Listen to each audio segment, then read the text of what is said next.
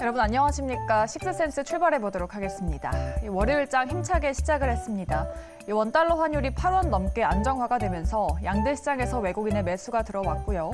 또 금융투자 중심으로 한 기관들의 대량 매수가 오늘 장에서 눈에 띄었습니다.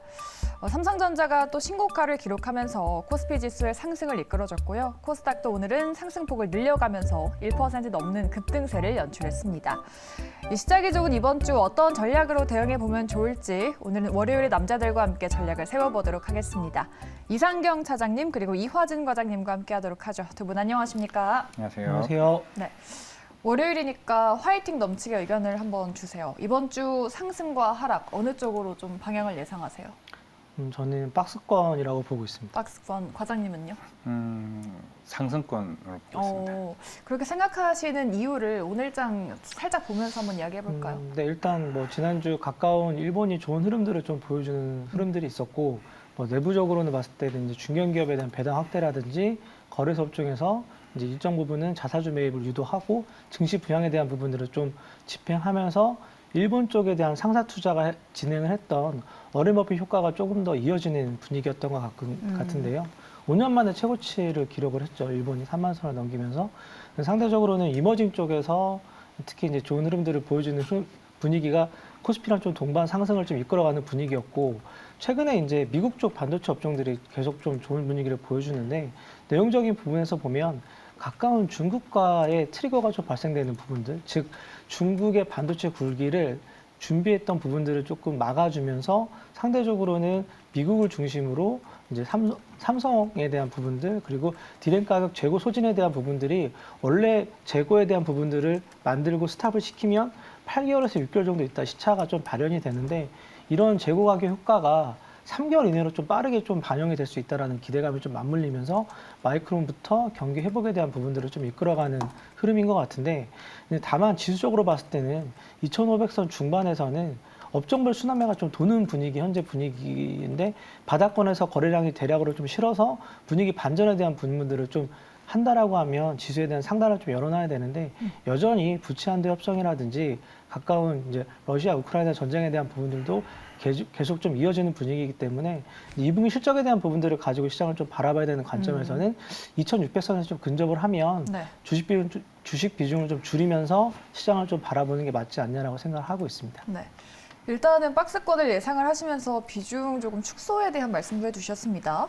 반면에 과장님은 화이팅 있게 상승을 말씀해 주셨는데 뭔가 시장이 오를 만한 상승 동력이 있을까요? 최근에 이제 외국인의 이제 수급 부분도 있겠지만은 뭐 반도체 쪽이나 뭐 자동차 쪽 뭐 쏠림은 있겠습니다만은 이제 서서히 그동안 지긋지긋했던 무역 수지의 적자 부분이 조금씩은 서서히 좀 축소하는 이제 경향도 없지 않아 있는 것 같습니다. 뭐 최근에 추경호 이제 경제부 총리에서도 아마 다음 달쯤이면 어느 정도 적자에서 좀 해소되지 않을까 생각을 하고 있던 것도, 그동안 워낙 대중 쪽에 이제 반도체 수출이 계속 적자가 크게 확대되는 모습이 나왔다 보니까 결국에는 거기에 대한 좀 우전도에 대한 부분도 어느 정도 해결해 나가는 좀 부분이 아닌가를 생각을 하고 있고, 그동안 사실 뭐 2차 전지에 너무 좀 쏠림 현상이 있다 보니까 이제 분산됐는데 어느 섹터에 계속 나오는지 아니면 계속 여기저기서 이제 순환매 구조로 계속 가는지 여부도 좀 중요할 것으로 보이고는 있는데, 결국에는 삼성전자가 이제 감산을 이제 추가적으로 하게 되게 되면서 확실히 이제 반도체가 지난주부터 조금씩 살아나는 기조가 보였고, 뭐 낸드나 특히 뭐 디램 같은 경우도 전월 대비해서 이번에 5월 1일에서 5월 20일까지에 대한 수출 데이터도 좀 긍정적으로 나왔다는 점이 외국인 수급이 결국에는 이제 어느 정도 반도체나 그리고 조선이나 그리고 이제 자동차까지 이제 확산되는 모습을 보여줬기 때문에 어느 정도 시장에서는 사실 뭐 부채 한도 협상, 어느 정도 변동성에 대한 우려는 있겠습니다만은 결국 시장 자체에 대한 국내 한국 증시에 대한 부분에 대해서는 어느 정도 좀 긍정적으로 봐야 되는 게 아닌가라고 생각을 하고 있습니다. 네. 두 분의 시작을 좀 바라보는 관점이 조금은 차이가 있네요. 그렇다면은 우리가 오늘 꼭 체크해봐야 될 이슈는 어떤 게 있는지 저희가 세 가지로 나누어서 준비를 해봤는데요. 키워드로 먼저 만나보고 오겠습니다. 네, 오랜만에 증권가에서 호평이 쏟아져 나왔던 조선주, 과연 지금 담아도 될지 의견 들어보고요. 또 삼성이 신고가를 기록했다고 말씀드렸는데 반도체 섹터도 점검해 보도록 하겠습니다. 또 설탕뿐만 아니라 커피값도 오른다고 하죠. 음식료주 수혜를 받을 수 있을지 짚어보겠습니다. 네, 오랜만에 조선주 체크해 보도록 하겠습니다. 이 조선주에 대한 호평이 쏟아져 나왔죠. 이 신조선가 지수가 여전히 높은 수준을 유지하고 있다고 합니다. 이에 따라서 실적 개선이 기대된다고 하던데 비중 확대 의견을 제시하더라고요. 앞서서 시장 전략을 얘기하실 때는 비중을 축소해야 된다고 하셨는데 조선주는 비중 확대해도 될까요? 시기적으로 봤을 때는 이번에 대우조선 해양을 하나 쪽에서 마무리하고 1분기 수주에 대한 부분들을 이미 상반기, 2분기가 시작을 되면서 충분히 채우는 부분이 있거든요. 네. 아이러니하게 고부가가치 선박에 대한 수주보다는 LNG선 중심으로 수주에 대한 부분들이 좀 이어지고 있고요. 조선업종을 바라볼 때 크게 네 가지를 봐야 되는데 첫 번째는 바다에 인접을 해야 되고 두 번째는 철강업을 가지고 있어야 되고 세 번째는 인력에 대한 부분들 마지막으로 날씨를 봐야 되는데 이런 부분들을 구성하고 있는 게 대한민국이고 가까운 중국이 현재 이제 따라가고 있는데 고부가가치 선박보다는 중저가 선박에 대한 부분들을 중국과의 경쟁을 하는데 이런 분위기가 조선업종에서는 이제 하반기 수주에 대한 부분들을 충분히 가져갈 수 있다고 좀 보는 것 같아요. LNG 쪽 관련된 부분 같은 경우에는 액화에 대한 부분들 특히 이제 186도에서 강화시켜서 운송에 대한 부분들을 해야 되는데 경기가 살아나면서 조선업종 전반적으로 올라오는 부분보다는 이제 러시아 우크라이나 전쟁에 따라서 LNG선 좀 수요가 좀 살아나는 분위기인 것 같고 이런 분위기가 1분기에 삼성 중공업 빼놓고는 나머지 업체들은 다 적자를 기록했거든요, 여전히. 네. 대신에 이제 적자의 폭이 좀 줄어드는 가운데 하반기에 좀 이런 부분들이 흑자 전환되지 않을까라고 하는 기대감이 좀 있을 것 같고요. 대우를 인수한 하나 입장에서는 시장 평가가 워낙 방산 쪽에 특화되어 있는 하나 쪽이기 때문에 그런 쪽에 대한 산업에 대한 부분들을 더 강화시키는 모멘텀이 발현될 거다라고 하는 기대감이 조금 움직이는 것 같고요. 이제 대우를 빼고 하나가 들어가는 하나오션으로 개명하는 입장에서는 추가적으로 재무에 대한 개선이라든지 그리고 시장에 대한 레퍼런스가 좀 바뀔 수 있는 분위기이기 때문에 전반적으로 현대와 삼성 쪽에도 좀 영향을 줄 것 같고요. 다만 이제 제가 봤을 때는 조선업종에 대한 비중을 그럼 여기서 늘려야 되냐? 네. 기본적으로 BDI를 중심으로 경기가 좋아지는 가운데 수주 잔량이라든지 원자재 가격이 오른 부분들을 전가시킬 수 있는 분위기가 발현이 돼야 되는데 주가가 워낙 많이 빠져있기 때문에 상대적으로 가격적인 메리트라든지 흑자에 대한 전환에 대한 분위기는 좀 반영이 될 수 있지만 여기서 주가가 어느 정도 올라온 상태에서는 비중 확대에 대한 시점을 좀 지켜보고 고민하면서 시장 접근을 해도 충분히 되지 않을까라고 생각을 하고 있습니다. 조금은 보수적으로 보고 계시네요. 과연 조선업이 흑자를 낼 수 있을지, 만약에 흑자를 낸다면 2분기에 좀 시장에 관심을 돌려줄 수 있을 텐데, 근데 지금 하반기에 만약에 미국 경기 침체가 온다는 말이 들리는데, 만약에 경기 침체가 온다고 한다면 물동량이 줄거나 발주가 나오지 않거나 그런 리스크가 또 있지 않습니까? 네, 그런 리스크도 있을 수 있겠지만은 이제 결국에는 지금 하나 분위기가 이제 어디냐 대우조선해양을 이제 인수를 했고 또 하나 이제 노리고 있는 게 결국에는 해운사입니다. 지금 HMM이 이제 시장에 좀 매각으로 이제 나온 만큼 결국 해운사까지 이제 들어오게 된다 그러게 되면 정말 이제 모든 이제 잠수정부터 시작을 해서 그리고 선박 엔진 그리고 조선 업황까지 다 가지고 있게 되는 이제 하나 그룹이라고 좀 보시면 될 것 같고 네. 결국에는 이제는 탑2가 될지 아니면 탑3에서 탑2로 될지 이제 결국에는 현대 중공업 그룹과 이제 본격적인 경쟁이 좀 일어날 것으로 보이고 있고 사실 그동안 이제 이런 슬롯에 대한 이슈, 작년에 워낙 이제 LNG 수주들이 이제 굉장히 많은 있었기 때문에 결국에는 이제 인력난에 대한 이슈가 나왔었던 부분이 있는데 사실 그때는 이제 예전에도 마찬가지였고 이런 이슈가 처음은 아니었습니다. 그때 조선 호황이었던 2007년에도 마찬가지였고 2010년도에 초반도 마찬가지였기 때문에 그런 부분은 최근에 이제 정부에서도 사실 어느 정도 이제 어느 정도 보강을 해주는 부분이 있기 때문에 외국인에 대한 인력도 충분히 있을 수가 있다라고 생각을 하고 있고 결국에는 이제 시장에서 바라보고 있는 거는 어게인 2007년이 될 건지에 대한 여부가 좀 나오고 있는 것 같습니다. 네. 사실 그 당시에도 수주와 실적이 같이 동반되는 이제 흐름 속에서 실제로 그 당시 현대중공업이 50만 원 갔었고 막 페노션이 5배 이상 갔던 그때 시절이 있었는데 일단은 지금은 이제 신조선가 지수가 170을 돌파를 했습니다. 그동안 계속 160대였는데 170인데 왜 그러냐 생각을 할 수가 있는데 우리가 흔히 차트를 보더라도 흔히 박스권 돌파라고 얘기를 하고 있죠. 네. 결국에는 시장의 흐름이 지금 바꿔진다고 생각을 하고 있고 오늘 안 그래도 한국조선해양에서 대형 컨테이너선에 대한 5척에 대한 수주를 받았습니다.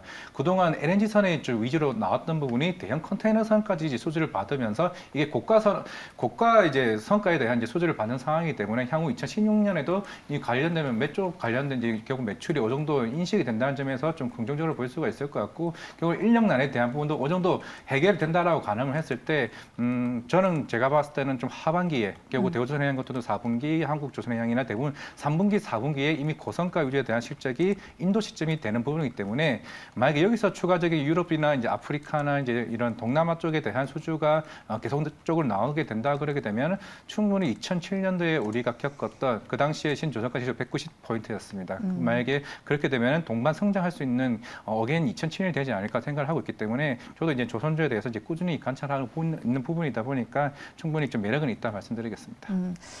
시청자분들은 조선주 좀 잘못 물리면 고생한 적이 많아서 손이 잘 안 나간다라고 또 말씀을 해주고 계시네요. 뭐 하반기에는 수주나 실적으로 좀 찍힐 수 있다라고 말씀드렸으니까 그때쯤 한번 지켜보시면 좋을 것 같습니다. 조선주에 대한 이야기 들어봤고요. 다음으로는 반도체로 넘어가 보도록 하죠. 이 반도체가 연일 또 시장을 이끌어주고 있습니다. 반도체 업종의 기대감을 키우는 요인 중 하나는 바로 외국인의 투자 비중이겠죠. 외국인이 올해 역대 최대 규모인 11조를 순매수했는데 그중에 거의 10조가 반도체라고 합니다. 사실상 삼성전자에 거의 올인 투자한 건데 일단 저희가 지난주에 뭐 삼성이 7만을 넘어서 10만 전자 가능하겠냐 그런 주제로 이야기를 했었는데 올해 안에 10만은 좀 무리일 수도 있다고 하더라고요. 뭐 저도 많진 않지만 좀 고층에 있는 주민으로서 삼성전자가 올해 몇만 전자까지 갈 수 있을지가 궁금하네요. 일단 기본적으로 경기 회복에 따른 재고 소진 그리고 이런 부분들이 디램 가격 반등을 좀 이끌어주면서 1분기에 하이닉스를 필두로 해서 적자 부분을 기록했던 부분들이 좀 회복이 돼야 되는 흐름들이 나와야 될 것 같고요. 네. 긍정적인 부분은 AI를 중심으로 최근에 이제 챗 GPT라든지 산업에 대한 부분들이 좀 활성화되면서 기본적인 매출에 대한 40%를 차지하고 있는 서버 수요에 대한 부분들을 페이스북과 구글을 중심으로는 수요에 대한 부분들을 좀 견인을 할 것 같고요. 현재 한 달 반 정도 재고에 대한 부분들이 좀 남아있는 것 같고요. 서버형 투자 부분들은 계속 나올 것 같은데 DDR5가 시장에서 좀 관심을 좀 받는 것 같아요. 2년 전만 해도 가격 격차가 한 270%까지 벌어졌던 DDR4가 최근에 이제 시장 마진 기준으로는 한 17% 정도까지 줄어들면서 시장 개화에 대한 시점들이 좀 준비되는 것 같고요. 인텔과 AMD 쪽에서 CPU에 대한 부분들을 공급에 대한 부분들을 확정을 지으면서 메인보드 쪽에 관련된 디램 가격, 특히 이제 DDR5에 대한 새로운 수요가 좀 나올 수 있다고 봐야 되는데 DDR4랑 DDR5의 가장 큰 차이점은 전력 소진인 것 같아요. 그래서 1.2V가 들어가는 DDR4 대비 1.1V를 들어가는 DDR5 같은 경우에는 기존의 전력 향이 한 10% 정도 향상되는 부분들이 좀 있다라고 봐야 되기 때문에 현재 계속적으로 영향을 주고 있는 기후 변화라고 하는 부분들, 저희가 이제 아리백이라든지 ESG를 준비하는 각각의 기업들 입장에서는 충분히 이런 부분들을 준비를 빠르게 진행을 해야 될 것 같고요. 여름이 오면서 저희 이제 증권사 지점 같은 경우에도 네. 서버를 돌리고 보관하고 있는 이제 상비실에 에어컨을 틀고 퇴근을 하거든요. 그러니까 이제 서버 쪽에서 나오는 그런 발열이 굉장히 크기 때문에 이런 부분들을 좀 영향을 계속적으로 줘야 되는데 이런 증권사 지점도 이렇게 하는데 메인 서버를 운영하고 있는 저희 가까운 카카오나 다음 같은 경우에도 네. 데이터 센터를 외곽으로 이주하고 발열이라든지 들어가는 전력에 대한 부분들을 고민하기 때문에 DDR5가 기본적으로 매출의 40%를 차지하고 있는 서버향에 대한 부분들이 좀 살아날 것 같고요. PC와 모바일 같은 경우에는 여전히 살아나는 부분들이 내년 2년 이후로 보고 있기 때문에 현재 시장에서는 서버에 대한 수요가 이끄는 DDR5에 대한 시장 개화가 빠르게 진행될 거다라고 저는 판단을 하고 있기 때문에 이런 디램 가격 상승이 새로운 신규 수요를 창출을 하고 이런 게 과거 같은 경우에는 한 4년 정도 호황이 나왔거든요. 근데 DDR5 같은 경우는 시장 평가가 한 2년 반 정도 나올 거다라고 보고 있기 때문에 이런 부분들이 좀 맞물린다라고 하면 삼성전자, 하이닉스 같은 경우에도 여전히 지금은 어두운 터널을 견디고 있고 이제 업황에 대한 부분들을 감산을 하고 다시 또 재개하려면 한 6개월 정도 걸리거든요. 그러면 8월 정도까지 진행을 하고 내년에 다시 또 증축에 대한 R&D에 대한 부분들이 진행을 해서 새롭게 생산에 대한 부분을 이어간다라고 하면 시기적으로 봤을 때는 내년 한 2월 정도 될 것 같아요. 그렇기 때문에 주가는 6개월 선행하기 때문에 올해 한 8월 정도면 충분히 분위기상으로는 바닥권을 좀 확인할 수 있지 않냐라고 생각을 하고 있습니다. 올해 8월이 바닥권이다. 그렇다면은 일단 10만 전자는 무리인 것 같고 7만을 넘을 수 있겠죠? 네, 뭐 현재 분위기상으로는 국내가 이끄는 분위기가 아니라요. 네. 미국의 이제 마이크론을 중심으로 이런 부분들이 경기 회복에 대한 부분들하고 맞물리면서 현재 10분의 1 토막 정도 나와 있는 그러니까 기가바이트당 2불 정도까지 떨어졌거든요, DDR4가. 근데 이제 DDR5 같은 경우에는 10불 내외에서 시작한다라고 보면 새롭게 나오는 시장에서 어느 정도 매출이 이어지느냐에 대한 부분들을 아마 3분기 정도면 확인이 될 것 같습니다. 제가 7만 전자 가능하다고 여쭤봤는데 과장님께서 웃으셨어요. 이유가 뭘까요? 아니 68,500에서 1,500, 네. 1,500원만 오르면은 7만이. 그렇죠. 사실 제가 8만 묻고 전자가 싶었던 아니고. 거는 네. 10만 전자에 아. 대한 이야기였거든요. 네. 근데 많은 분들이 좀 10만 전자는 올해 안에 무리지 않겠느냐 그런 말씀을 하셔가지고 과장님은 어떻게 보시는지? 안 그래도 이제 확실히 저도 이제 손님들을 많이 대하다 보니까 이제 삼성전자에 대한 문의가 좀 굉장히 많은 것 같습니다. 네. 주시장에 관심 없고 일단 넣어놓고 적금처럼 넣어놓으면 언젠가 그쵸. 8만 원, 9만 원 가지 않겠냐. 네. 지금 가격 굉장히 싼 거 아니냐는 이제 주변 제 지인들도 많이 있다 보니까 뭐 그렇게 생각하면은 이제 충분히 좀 제 주변에 이제 그런 사람이 이제 하나둘씩 생기다 보니까 이게 63,000원대부터 대부분 그렇게 시작을 했었습니다. 네. 결국 이제 흐름이 삼성전자가 1분기 실적이 끝나고 나서 이제 결국 감산을 이제 하기로 했고 뭐 결국 이번 2분기 실적이 어떻게 나온지 여부도 시장에 더 분위기가 뜨거워질 것으로 보이고 있는데 결국에는 이제 실제로 저도 이제 AI를 사용을 이제 뭐 챗GPT나 그리고 구글에 나온 바드 같은 데도 경우를 쓰다 보면은 우리가 예전에 비트코인을 좀 사용했던 그런 네. 느낌이랑 비슷한 게 확실히 느립니다. 결국에는 챗 GPT를 그거를 어느 질문을 던졌을 때 속도감이 확실히 더딜 수밖에 없는 거고 결국 이 시장이 이제 사실 처음 이제 하이닉스와 삼성전자가 요 최근 바닥에서 올라온 시점이 네. 구글 바드가 생성 AI 모델이 생각보다 성공적으로 안착을 하게 되면서 또 저 시장이 좀 뜨거워지지 않았나를 좀 생각을 하고 있고 결국에는 이제 지금 TSMC도 마찬가지겠지만은 이런 매출들이 대부분 3월 달부터 AI 반도체에 대한 시장이 좀 뜨거워지기 좀 시작을 했다라고 생각을 하고 있습니다. 결국에는 5월 달부터 DDR5를 이제 토대로 해가지고 이제 인텔에서 사파이어 레피즈가 양산 체계로 들어오게 되면은 결국 DDR4에서 DDR5가 최근에 가격이 어느 정도 반등을 하고 있다는 측면에서는 어느 정도 분위기는 일단 무르익은 것 같고 결국에는 이제 2분기, 3분기 때 이 재고 조정에 대한 우리가 컨센보다 얼마만큼 이제 치고 들어왔냐에 따라서 다르다고 생각을 하고 있는 건데 일단은 최근에 뭐 외국인의 행동을 봤을 때는 충분히 어느 정도 매력을 좀 느끼다라고 생각을 하고 있다는 생각을 하고 있는 측면이고 이게 트레이딩 관점이 아니라 장기적인 관점에서 많이 투자를 한다고 가능을 했을 때는 네. 충분히 지금은 반도체는 좀 매수 접근의 자리가 아닌가 생각을 하고 있습니다. 네. 우리 모 그냥님께서는 지금 쌓인 재고가 많아서 2분기 실적을 봐야 된다라고 또 말씀을 하시고 7만 전자만 돼도 감사하겠다라는 또 말씀도 있네요. 반도체에 대한 이야기 들어봤고요. 저희 미중 반도체 이슈도 한번 여쭤보도록 할게요. 이 G7 정상회담이 끝나자마자 중국이 마이크론을 제재하겠다라고 했습니다. 여기서 우리나라가 새우등이 터지는 게 아닌가. 뭐 지금 중국에서는 삼성이 좀 가장 큰 피해를 보고 있다고 하면서 삼성이 점진적으로 중국에서 철수할 수 있다고 하던데 그런 이슈는 어떻게 봐야 할까요? 아마 이제 위기이자 기회일 것 같아요. 반도체 시장 전반적으로 봤을 때는 뭐 16나노에서 이제 12나노 이제 점진적으로 나노 부분이 확대가 되고 이런 부분들을 반도체 굴기라고 하는 부분들, 즉 이제 전 세계에서 반도체를 생산하는 국가는 6개 국가밖에 없거든요. 네. 그 중에 마지막 국가가 이제 중국인데 왜 그러면 6개 국가밖에 없냐라고 하면 새롭게 반도체 시장에 참여하려고 하면 현재 기준으로 200조를 투자해야 반도체 생산에 대한 설비를 가져가거든요. 그러면 200조를 투자할 수 있는 기업, 그러니까 나라가 없는 거죠, 쉽게 얘기하면. 그런 가운데 중국이 빠르게 투자에 대한 부분을 확대하면서 이런 부분들이 미국의 입장에서 새로운 견제를 할 수밖에 없고 굉장히 좀 두려운 시장이 다가온다라고 느끼는 부분들이 있기 때문에 이제 들어가는 장비라든지 소재 부분에 있어서는 여전히 제재에 대한 부분들, 속도에 대한 부분들을 좀 가져가면서 계속적으로 반도체에 대한 부분들 압박을 줄 수밖에 없거든요. 네. 그러면 대한민국 입장에서는 그러면 미국과 중국에 대한 어느 정도 내부적인 트리거가 발생이 되면 삼성 입장에서는 이런 부분들이 시차를 좀 더 벌릴 수 있을 것 같아요. 그러니까 따라오는 중국에 대한 부분들을 앞서 나가는 삼성이 조금 더 멀리 달아날 수 있는 시간적인 여유를 갖고 그리고 충분히 이런 부분들을 계속적인 투자를 통해서 격차를 더 추가적으로 벌릴 수 있는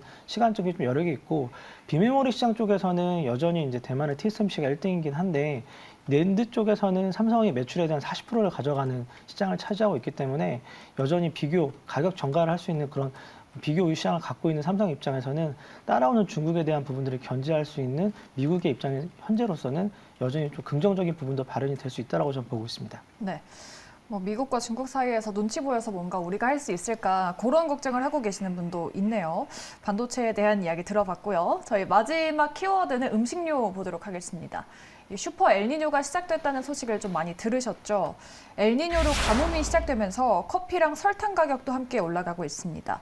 동남아에서는 일단 뭐 국내 아이스크림이 잘 팔리고 있다라고 하던데 이게 어떤 기업들에게 호재가 되는 뉴스일지 보니까 뭐 커피는 한국 맥널티, 설탕은 대한제당 정도 눈에 띄던데 어떤 기업들에 이게 호재가 되는 뉴스일까요?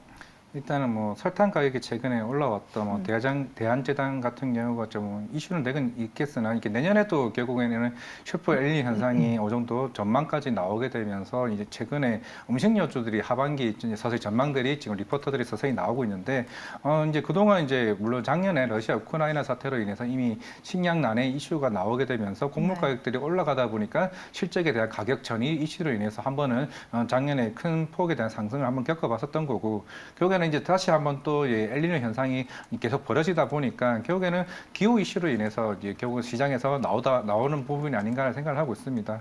물론 결국에는 그동안 이제 음식료 가격의 인상들이 꾸준히 없지 않아 있었던 부분이지만은 일반 사실 우리가 필수제라고 하고 있는 이런 그런 부분들은 사실 마음대로 가격을 올릴 수가 없습니다. 라면 같은 경우도 물론 작년 같은 경우 워낙 이제 특이한 이슈가 네. 있었기 때문에 가격을 1년에 한 2번 정도 올렸던 부분이었고 결국 이제 설탕 같은 경우는 워낙 이제 우리가 필수제로서 많이 네. 사용하고 있는 상황이다 보니까 결국에는 이런 현상 자체가 이제 우크라이나도 마찬가지였고 그런 부분들이 아마 내년까지는 계속 이어지지 않을까 생각을 하고 있기 때문에 물론 이제 메가나 옥수수나 다양한 이제 관련 곡물들이 최근에 꾸준하게 상승하는 흐름을 보이고는 있습니다. 결국에는 그런 추세가 단기적인 이슈가 아니로 중장기적으로 이슈가 계속 나오게 된다라고 하게 되면은 뭐 대한제당이나 뭐 최근에 오리온도 좀 목표가 상향을 했던 모습이 있는 것 같은데 그건 음식료 관련도 자체가 분위기가 조금은 반하지 않을까 생각을 하고 있습니다. 네.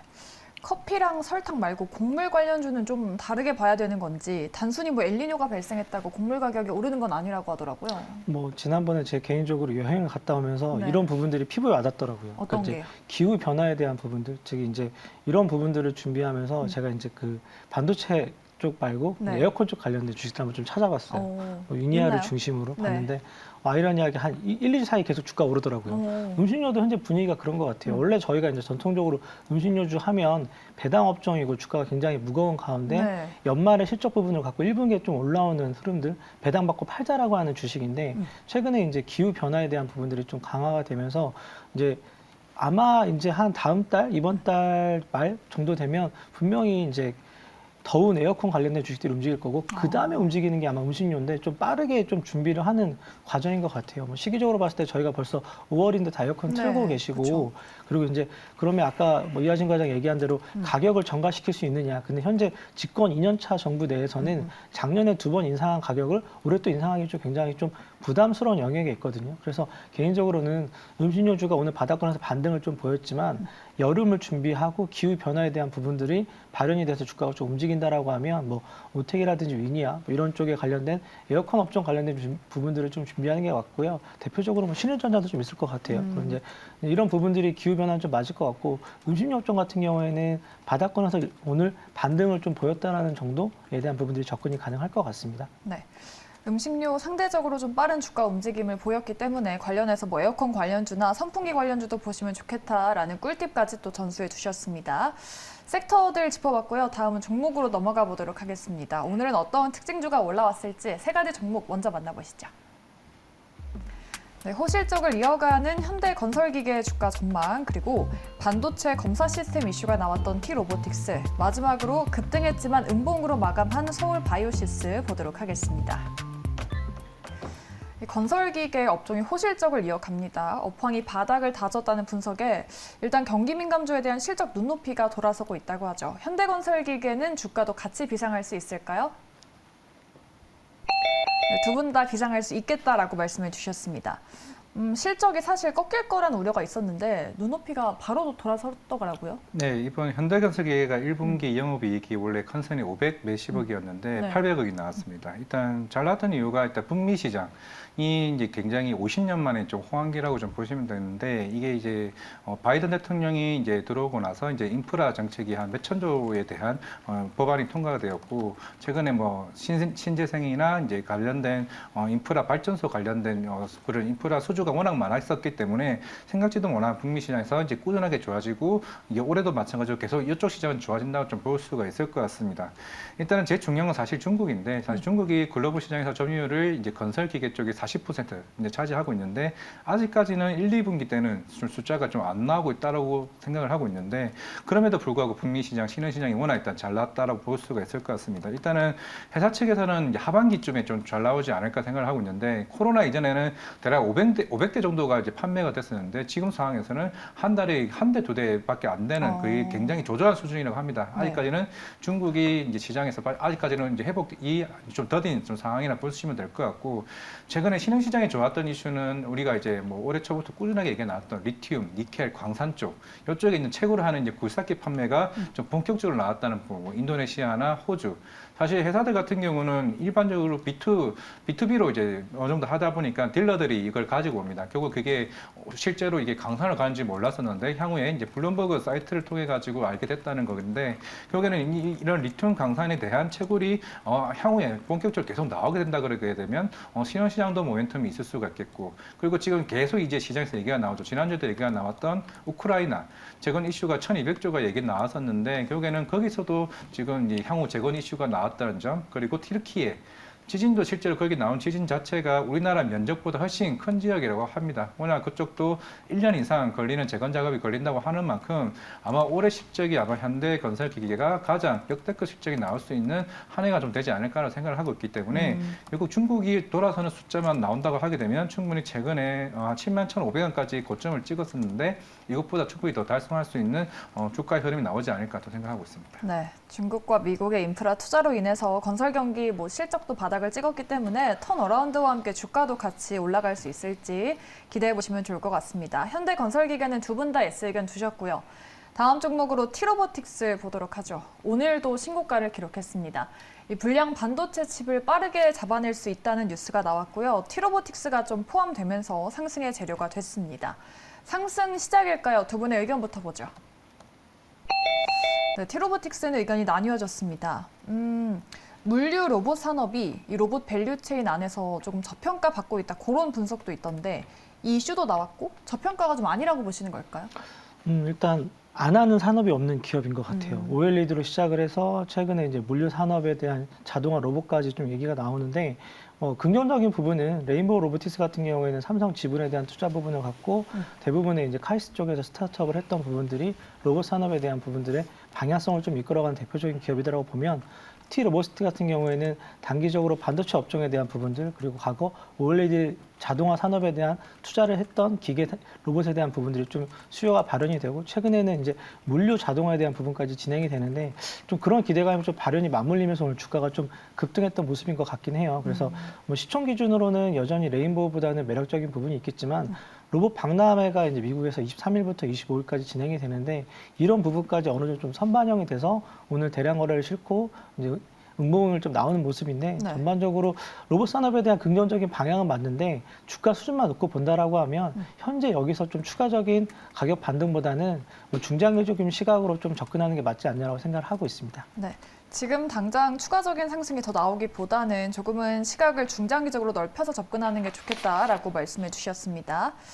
로봇주 전체적으로는 예스 의견을 주시나요? 네, 저는 로봇은 전체적으로 오. 예스를 주고 있습니다. 어떤 의견 때문에 그러실까요? 이게 분위기가 이제 뭐 작년 말부터 꾸준하게 얘기가 나오고 있는 게 네. 뭐 어느 정도 뭐 규제 부분도 있겠습니다만은 아마 상반기 때는 아마 레인보우 로보틱스를 필두로 해가지고 대기업들의 어느 정도 뭐 M&A나 이런 이슈로 인해서 가고 있고 아마 요 최근부터 계속 이제 색다른 이슈가 나오고 있는 게 네. 북미나 이제 중국 쪽에 수출 얘기가 계속 나오고 있다는 점. 그만큼 기술력이 이제는 물론 아직까지는 좀 더 봐야 되겠습니다만은 일본의 유명한 이제 화나기나 뭐 야스카와 같은 기업들과 기술력 차이가 생각보다 많이 굉장히 줄어들었다고 좀 볼 수가 있을 것 같습니다. 이제 결국 중국도 워낙 이제 로봇 시장이 굉장히 큰 시장이다 보니까 일본이 가져왔던 시장을 이제 로봇이 의료용 쪽 나오고 이제 수술용 로봇 그리고 향후에 관련 물류 로봇까지 시장이 계속 팽배해지고 있는 상황에서 최근에 서비스 로봇이 이제 시장이 덩치가 커지고 있다는 측면에서는 삼성전자, LG전자를 필두로 해가지고 네. 빠르게 이 시장이 커가고 있다는 측면에서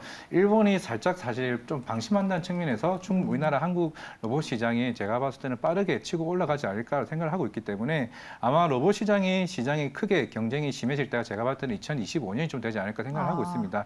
왜냐하면 중국이 2025년 글로벌 로봇 선도의 그 정책을 내세운 게 2025년이기 때문에 네. 결국 중국 시장에서 과연 어느 나라가 빨리 침투하는 여부에 따라서 크게 시장이 뒤바뀐다고 생각을 했을 때 저는 뭐 로봇 시장은 물론 지금 많이 오른 것도 있습니다만은 어느 정도 나중에는 종목별 선별화가 좀 중요하지 않을까 생각을 하고 있습니다. 네.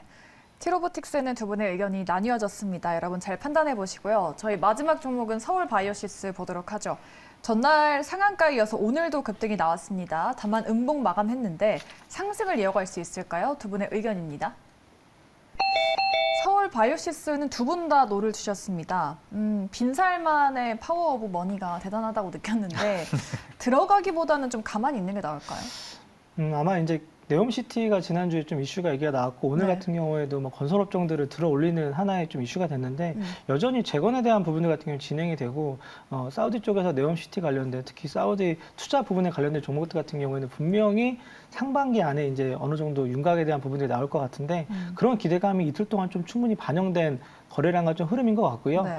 그래서 조금 이격을 줄이면서 소위 말해서 이제 원래 기술적으로 저희가 잘 보지는 않는데 갭으로 부분들을 충분히 좀 메꾸고 가는 흐름들에서 좀 접근을 해봐도 되지 않냐라고 생각을 하고 있습니다. 그래서 사우디 빈살만에 관련된 투자 관련된 업종 중에서 네. 현재 이틀 동안 대표적인 주식이 됐고 거래량은 충분히 실었기 때문에 여기서 뭐 추가적인 반등에 대한 부분들이 나올 수도 있겠지만 네. 이틀 동안 오른 부분에 대한 좀 부분들이 조금은 좀 쉬어가는 구간이 나올 수 있다고 보고 있기 때문에 좀 관망하시는 것도 하나의 좋은 방법일 것 같습니다. 네.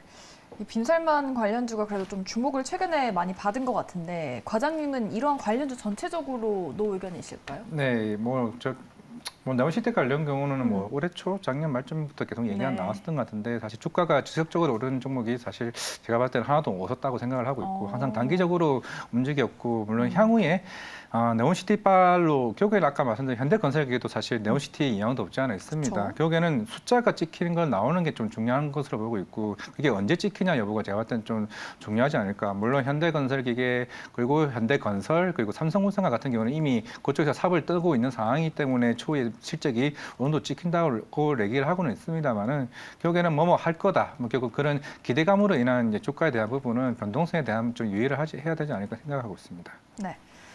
이렇게 오늘 두 분의 섹터와 종목에 대한 인사이트 자세하게 들어봤습니다. 잘 참고해서 시장 대응해 보도록 하죠. 우리 월요일의 남자들은 여기서 보내드리도록 할게요. 이상경 차장님 그리고 이화진 과장님과 함께했습니다. 오늘 말씀 고맙습니다.